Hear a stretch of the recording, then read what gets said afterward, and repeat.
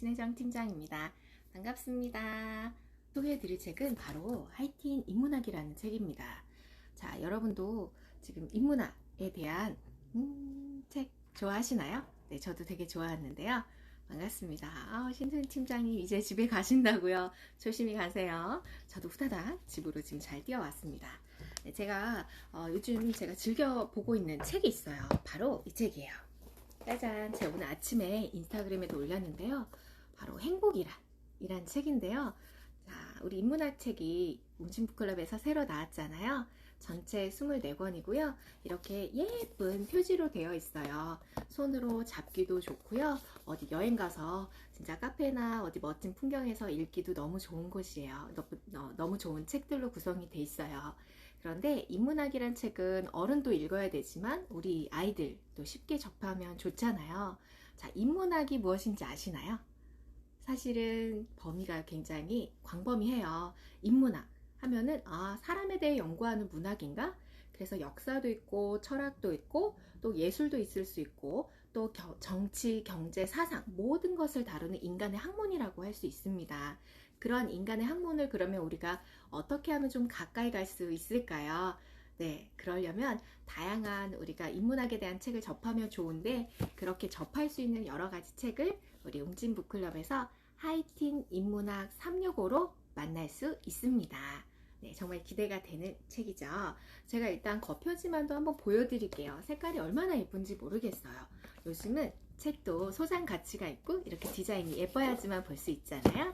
네, 어서오세요. 저는 오늘 인문학 365라는 책을 소개해 드리고 있습니다. 자, 이렇게 인문학의 주제가 광범위하다고 말씀을 드렸어요. 그래서 이렇게 반짝반짝 빛나는 사춘기에 대한 책도 있고요.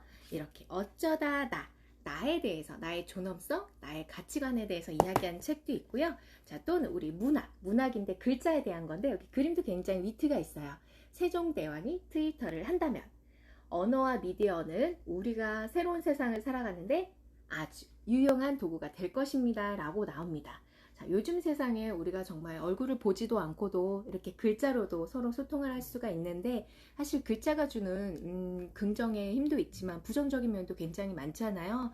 우리가 대면하지 않기 때문에 익명성을 보장을 받은 채로 서로 이렇게 문자로 거칠게 이야기를 할 수도 있는 부분. 자, 그런데 우리가 훈민정음을 만드신 세종대왕님이 자, 이렇게 우리가 서로 헐뜯으라고 글자를 만들진 않았을 거예요. 하지만 자신의 의사표현을 정확히 할 수 있고 표현의 자유가 있다는 점에서 그러면 자, 세종대왕이 트위터를 하면 어떤 내용을 만날 수 있을까? 또 내용이 궁금하실 거예요. 그러면 제가 이렇게 다양한 인문학 책에는 어떤 내용이 들어있나요? 라는 점 한번 소개해 드려 볼게요. 자, 우리 친구들이 자, 이 책은 대상이 초등학교 저학년의 책이에요. 물론 1, 2학년 친구들이 이렇게 글씨가 있는 책을 쉽게 보기는 좀 어려울 거예요. 그런데 자, 인문학에 대한 굉장히 다양한 이야기를 월, 화, 수, 목, 금 이렇게 나눠 놓는다면 훨씬 좀 수월하게 읽지 않을까 해서 자, 우리 인문학 책에는 이렇게 주차별로 되어 있고요. 월, 화, 수, 목, 금, 토, 일 해서 1주 또 옆에 보면 월, 화, 수, 목, 금, 토, 일 이렇게 2주에 대한 책 읽기가 되어 있고요. 하루에 15분 정도 우리 간단하게 이렇게 챕터가 나눠져 있어요. 월요일, 화요일 그러면 월요일은 예를 들어 문학, 화요일은 역사, 수요일은 문학, 목요일은 철학 이렇게 조금씩 다양한 글을 접해가면서 인문학에 친해지는 과정이야 라고 하고 있습니다. 그러면 그 책을 읽으면 단순히 끝나는 게 아니라 우리가 다양한 시, 소설, 수필, 문학책을 읽고 마지막에 이런 인문학 토크가 되어 있어요. 자, 책을 읽고 나서 그러면 우리 수많은 작가들이 어떻게 사람들에게 좀 생각할 수 있는 힘을 줄까? 그런 질문들이 어디 있을까? 라고 되어 있다고 보면 됩니다. 자, 그래서 제가 처음에 그러면 자, 여기 하이틴 인문학 365 이거는 번호가 6번이네요. 그리고 세종대왕이 트위터를 한다면 이라는 큰 대주제가 되어 있고요. 제가 책을 한번 넓혀 볼게요. 자, 이 책은 그러면 누가 썼을까요? 맞아요. 다양한 사람이 썼겠죠? 왜? 월, 화, 수, 목, 금, 토, 일. 일주에 대한 또 책이 월화수목금토일 2주에 대한 책이니까 총 14분의 작가의 책들이 담겨져 있습니다. 근데 작가가 있는 책들도 있고 또 구전으로 내려오는 전래 책도 있습니다. 그래서 첫 번째는 토끼전으로 되어 있고요. 두 번째가 훈민정음, 수요일은 구텐베르크의 도전, 문학에 대한 책이니까, 목요일은 혀의 진화, 래퍼의 탄생, 또 금요일은 영어 대신 에스페란토, 토요일은 한글을 지킨 국어학자 주시경, 일요일은 소셜미디어와 만난 영화의 새로운 시도라고 되어 있습니다. 자, 그리고 또 독립신문이나 왜 뉴스란 무엇일까? 우리는 가짜 뉴스에 속하는 이유가 무엇일까?에 대해서 이야기를 해줍니다. 그러면 마지막으로 미디어를 잘 쓰는 방법, 이런 다양한 작가의 생각을 이 책의 대표적인 감수자라고도 할 수 있는 우리 명사들의 이런 이제 에필로그가 같이 들어있는데요. 여기에 보면 언어와 미디어는 우리가 새로운 세상을 살아가는데 아주 유용한 도구가 될 것입니다. 그러면 사람을 다루는 다른 동물들과 구별되게 하는 점은 무엇일까요? 자, 사람이 동물하고 다른 점은 바로 문자를 쓸 수 있다는 거죠. 맞아요. 인문학이라면 어려울 것 같아요. 그런데 이 책은 인문학을 처음 접하는 초등 저학년부터 초등의 중학년이고요. 제 생각에는 1학년은 조금 지나고 한 2, 3학년부터는 한번 살며시 인문학에 발을 디디면 좋겠다 해서 하루에 15분 정도 짧게 토끼전이라고 했을 때 맞아요. 저희 집에도 토끼전에 대한 전례가 있는데요. 여기 있나 볼까요? 자, 토끼전. 제가 얼마 전에 토끼전을 되게 재밌게 읽었는데, 자, 여기 있네요. 자, 이 책이 바로 재미만만 우리 고전이라는 책이에요. 근데 이 책이 저는 되게 재밌게 잘 읽고 있거든요. 자, 토끼전, 별주부전이라고 했을 때 우리가 이렇게 한 권으로 다 읽을 때 아마 글에 대한 재미를 풍부하게 빠져갈 수 있어요. 재미만만 우리 고전도 꼭 한번 읽어보세요. 자, 재미만만 우리 고전도 초등학생 그리고 조금 더 어린 친구들도 쉽게 읽을 수 있는데요. 다양한 그림 그리고 마치 살아 숨쉬듯 날아가는 글자체, 이렇게 아이들이 흠뻑 빠져서 별주부전에 대해서 충분히 잘 알 수 있는 책이에요. 근데 만약에 별주부전을 다 읽기가 힘드니까 그러면 어떻게 해야 돼요? 맞아요. 자, 여기에 보면은 우리 토끼전 내용이 이렇게 되어 있어요. 앞에 언론인, 디지털 인문학자 구본권, 우리 명사님의 앞에 이제 글에 대한 소개서도 되어 있고요. 토끼전, 작자 미상, 남의 용궁에 새 궁궐을 짓고 잔치를 벌이고 나서 큰 병을 얻었다. 병을 고칠 방법을 찾던 중 한 신선이 나타나 천년 묵은 토끼의 간을 먹어야 낫다고 일러준다. 용왕은 별주부 자라를 시켜 육지로 올라가 토끼를 잡아오게 한다. 한편 산속 동물들은 여러 보수가 한꺼번에 사냥을 나왔다는 소식을 듣고 대책을 마련하기 위해 모였다. 라고 이렇게 서문이 있고요. 산 짐승들을 보니 죄다 네 다리로 서서 걷는 놈들이 여러 짐승이 통문을 보고 몰려들었는데 바람같이 날쌔고 용맹스러운 표범, 이렇게 해서 여기 동물에 대한 이렇게 소개도 있고 이야기도 있어요. 자, 문학을 처음 접하기 때문에 긴 것보다는 사파와 같이 글을 한번 재미를 읽어가는 것도 좋고요. 자, 다 읽었을 때 길이가 길지 않습니다. 그래서 집중력을 조금씩 키워가고 그날그날의 독서 습관을 가지기에 굉장히 좋은 책이에요. 자, 그럼 이렇게 짤막하게 한 10페이지 정도의 책을 읽었어요. 그러면 어때요? 아까 말씀드린 이런 별주부전에 있는 내용을 발췌했다. 발췌문이구나. 그럼 아주 짧게 익힐 수 있는 책이구나 라는 걸 여러분도 아시죠?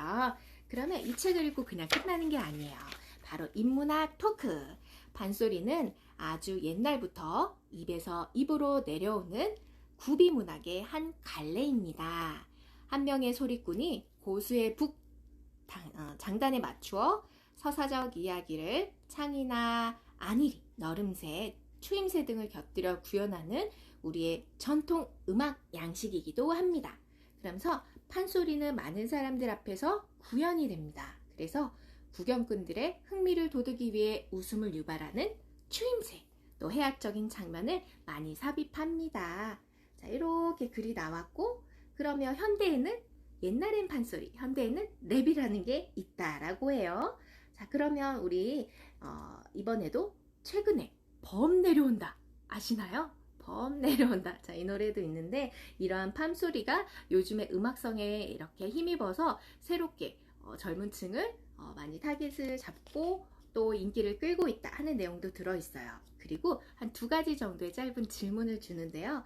토끼의 간을 구하러 육지에 나온 자라 앞에 토끼 대신에 호랑이가 나타난 이유는 무엇인가요? 호랑이가 나타났던가요?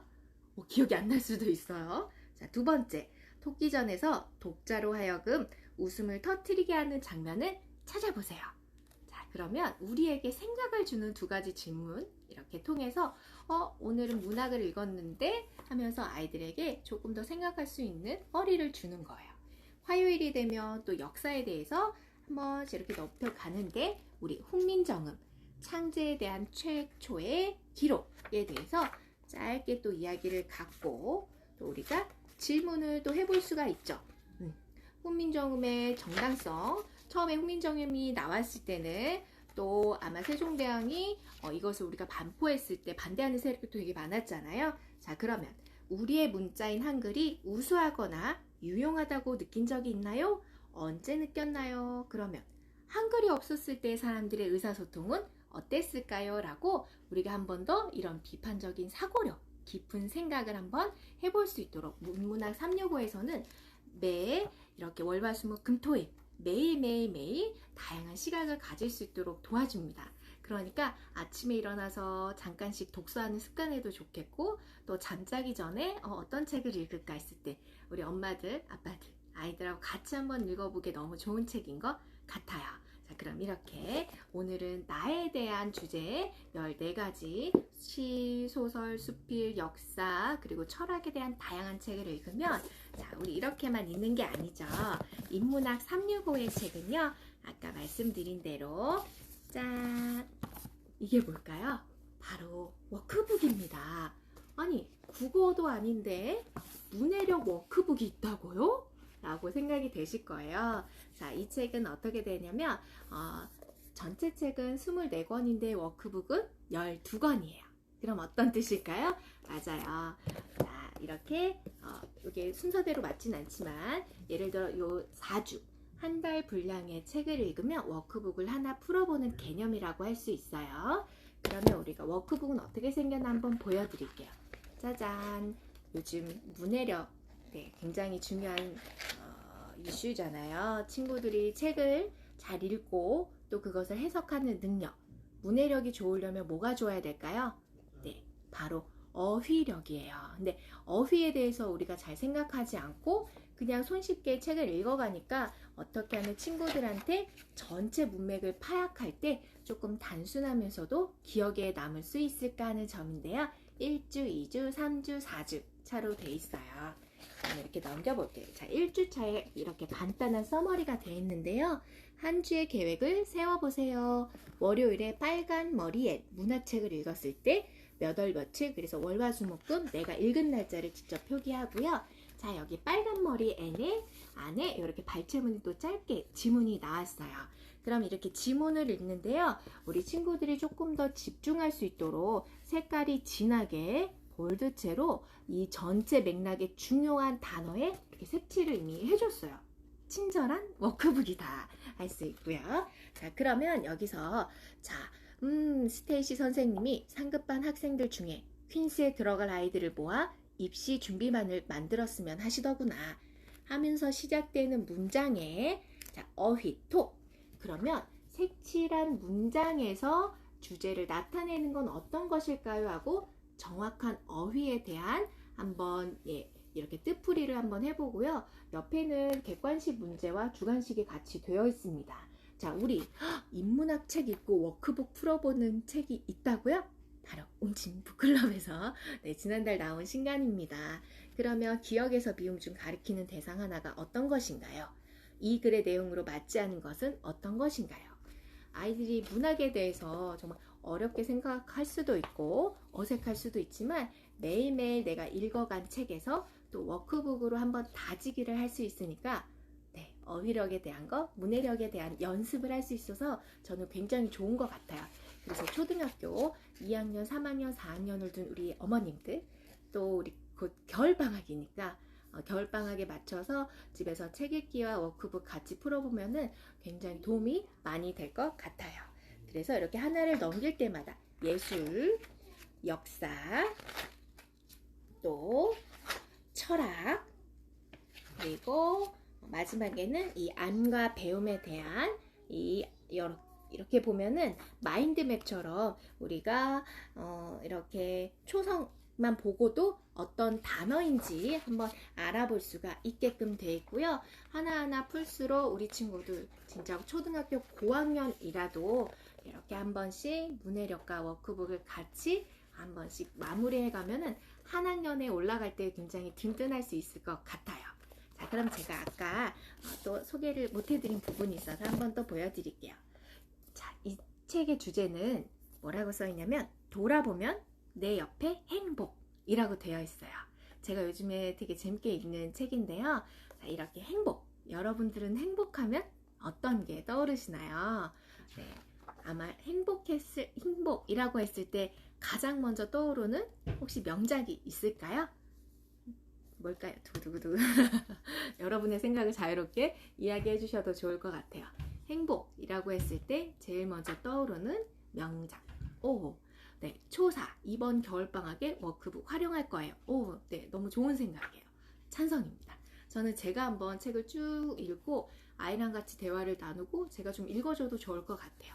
저희 딸이 좀 어리기는 한데 여기에 나오는 인문학의 책이 또 얼마나 감사한지 저희 웅진 북클럽에는 자, 이렇게 행복한 왕자, 성냥팔이 소녀, 너무너무 네, 대답 감사합니다. 맞아요. 이렇게 파란새도 있고 행복한 왕자도 있어요. 저도 여기 인문학의 책이 그냥 단순하게 인간을 좀 근본적으로 다루는 학문에 대해서 하겠지만 인간이 자유롭게 표현할 수 있도록 의사표현에도 자율성, 다양성을 준다는 그런 생각을 가지고 있는데요.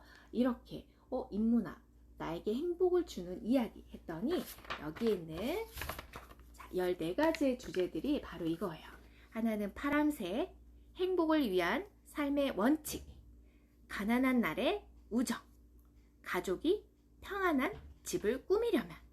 그래서 여기 행복한 왕자의 이야기도 있고요. 또 로빈슨 크루소도 있고 넌 지금 행복하니? 라는 철학에 대한 거. 또 아름다운 청년 전태일의 이야기도 아시나요?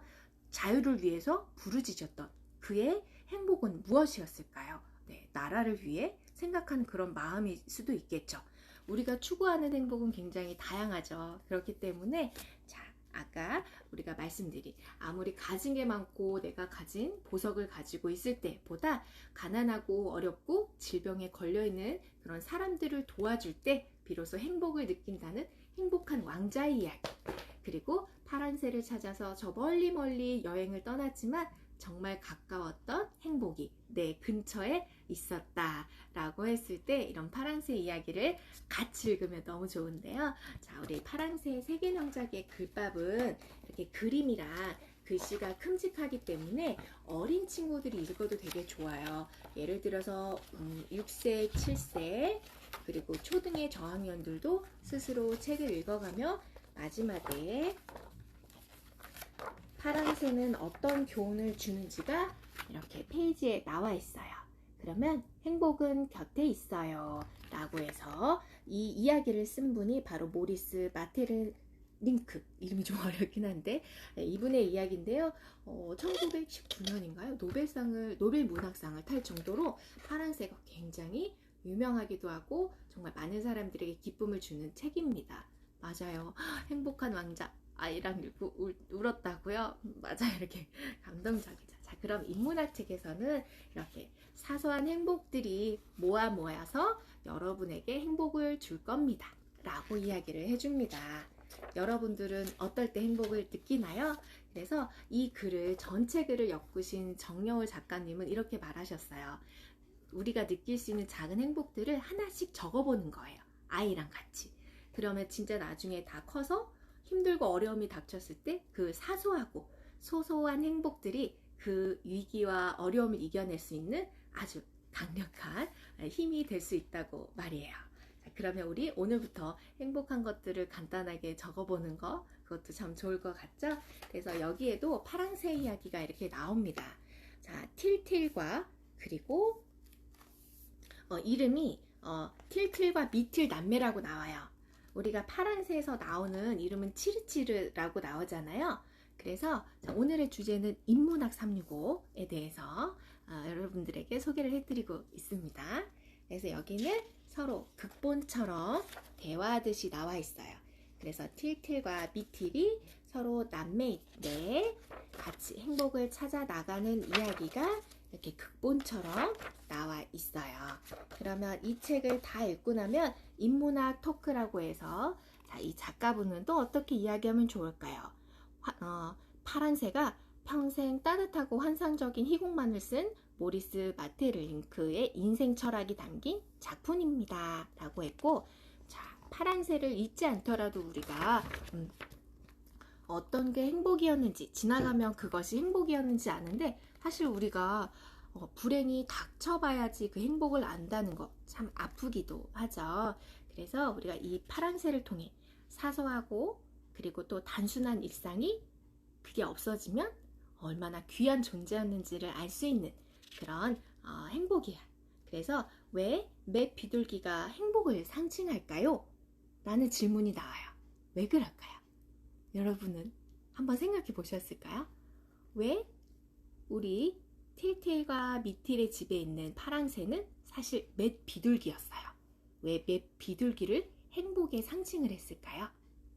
소소하지만 확실한 행복이라는 말이 유행하기도 했는데 여러분들의 소확행은 무엇인가요? 네, 오늘 되게 울림을 주는 책이죠. 여러분들 꼭 인문학 365 구입하셔서 읽어보시면 좋을 것 같습니다. 자, 그럼 다음 날이 되면 또 화요일에 철학에 대한 이야기 나오고요. 행복을 위한 삶의 원칙 38가지. 다음 장을 넘길 때마다 너무 재밌을 것 같아서 잠을 못 이루고 있어요. 그래서 이렇게 우리가 이해하기 쉽도록 사파들도 잘 들어가 있으니까 인문학 너무너무 볼수록 쉽게 좀 빠져들 수 있을 것 같고요. 마지막에 보면은 책을 이렇게 넘길 때 우리 QR코드가 있어요. 그럼 QR코드 무엇일까요? 자, 무엇일 것 같나요, 여러분? 자, 인문학 책은요, 어른이 읽어도 되게 좋아요. 엄마가 읽어도 너무 좋고요. 인문학을 처음 접하는 초등학교 저학년 아이들이 월화수목금 하루에 15분씩 이렇게 챕터별로 인문학의 다양한 그런 갈래글에 대해서 알아갈 수 있는 시기니까 어머니께서 보시고 우리 아이가 하루에 이만큼씩 한 10페이지에서 20페이지 정도 읽을 수 있는 나이라고 하면은 네, 연령은 초등학교 저학년도 잘할 수 있을 것 같아요. 자, 그러면 제가 아까 QR코드 이야기했는데요. 자, 우리가 패드가 없이 책을 사신 분들은 휴대폰에 QR 링크를 찍으면 명사들의 강연이 나오고요. 만약에 내가 북클럽 앱이 있다는 분들은 여기 라이브러리에서 내가 산 책에 대해서 동그란 부분을 눌러볼게요. 그러면 제일 아랫부분에 이렇게 제 조명기구가 나오네요. 자, 이렇게 한번 볼게요. 이렇게 했을 때 짠, 여기 아래 인문학 365라는 페이지 보이시나요? 이렇게 플러스 앱이 열려요. 이 앱을 누른다는 것은 짠, 맞아요. 명사들의 강연이 패드에 들어가 있어요. 되게 편리하죠. 그러면 저는 어제 이 행복에 대한 글을 읽어서 내가 여기 페이지에 맞춰서 22권이었어요. 행복에 대한 거. 그러면 내가 QR코드를 찍어도 좋고 이렇게 북패드에서 앱이 있는 분들은 바로 이렇게 명사들의 강연을 직접 볼 수가 있어요. 웅진 북클럽의 회원들을 위해서 명사분들이 다 인터뷰를 작가입니다. 영문과 글쓰기와 문학에 대한 남겨주신 특별한 강의. 유튜브에 돌아다니는 그런 강의 아니고요. 우리 북클럽. 글을 쓰고 싶어하는 글쟁이입니다. 저도 이 글 보고 어제 굉장히 감명받았거든요. 음악도 너무 좋고요. 생각 때문에 어떤 남들이 생각하는 행복의 기준을 자기한테 적용하면 그러면 자꾸만 비교하게 되더라고요. 비교하지 않을 용기, 비교하지 않고 내가 내 안에서 행복할 수 있는 어떤 기회나 행복할 수 있는 어떤 재능이나 감성이나 이런 것을 항상 꺼낼 수 있는 마음의 여유가 있다면 그 사람은 항상 행복한 일이 일어나지 않아도 행복할 수 있는 어떤 그 마음의 준비가 된 것 같아요. 그러니까 행복에 대한 강박에 빠지지 않는 그런 삶을 살면 좋겠습니다. 음악도 너무 좋고요. 이렇게 명사에 뭔가 조언 같기도 하고 직접 나에게 해주는 말 같아서 인문학 책을 읽고 이런 명사들의 강연이 매 권마다 있기 때문에 24분 유명한 강사분들의 인문학 강연까지도 같이 들을 수 있습니다. 어때요, 여러분? 네, 이 강의를 들으니까 책을 혼자만 읽을 때뿐 아니라 이렇게 누군가가 전해주는 메시지를 통해서 내가 느끼는 행복은 맞아. 비교하지 않고 내 안에서 뭔가 강인하게 나만을 위해서 나를 지탱해 줄 수 있는 그런 행복을 찾아보는 것, 그게 좋구나 라는 생각이 들어서 나를 굉장히 단단하게 만드는 힘, 그게 바로 인문학이라고 생각합니다. 어떤가요, 여러분? 이렇게 재밌고 좋은 책도 있고 워크북도 있고 이런 명사들의 강연까지 있다 보니까 우리 어린 친구들이 처음부터 인문학을 접할 때 아주 쉽게 출발할 수 있는 그런 책인 것 같습니다. 웅진북클럽 회원분들 또한 회원분들이 아니시더라도 우리 아이들을 위해 인문학 책을 꼭 선물해 주시고 같이 읽어주시면 좋겠습니다. 궁금하신 점 있으시면은 저한테 나중에 이렇게 채수로 남겨주셔도 되고요. DM을 주셔도 좋겠습니다. 그러면 제가 다음에는요. 인문학 책 말고 웅진에서 이달 새로 나온 책 무엇이죠? 바로 나인 클래식. 이번에는 클래식 책이에요. 제가 인문학 책도 너무 좋은데 뭔가 클래식한 고전의 이야기, 한국 고전과 세계 명작의 이 차이점, 인문학과 라인 클래식을 또 다음 주에 또 한번 설명해 드리도록 할게요. 그러면 오늘은 여러분들께 정말 우리 같이 나만의 행복 어떤 게 있나 한번 생각하시면서 편하게 잠드시면 좋겠고요. 저는 다음 주 강의에서 만날게요. 네, 여러분 안녕히 계세요. 네, 우리 예쁘고 좋은 인문학 책 많이 읽으면서 풍성한 우리 인간의 풍성한 삶의 질을 높여주는 다양한 글감 읽어보고 우리 아이들하고 같이 이야기 나눠보면 너무 좋을 것 같아요. 감사합니다. 안녕히 주무세요.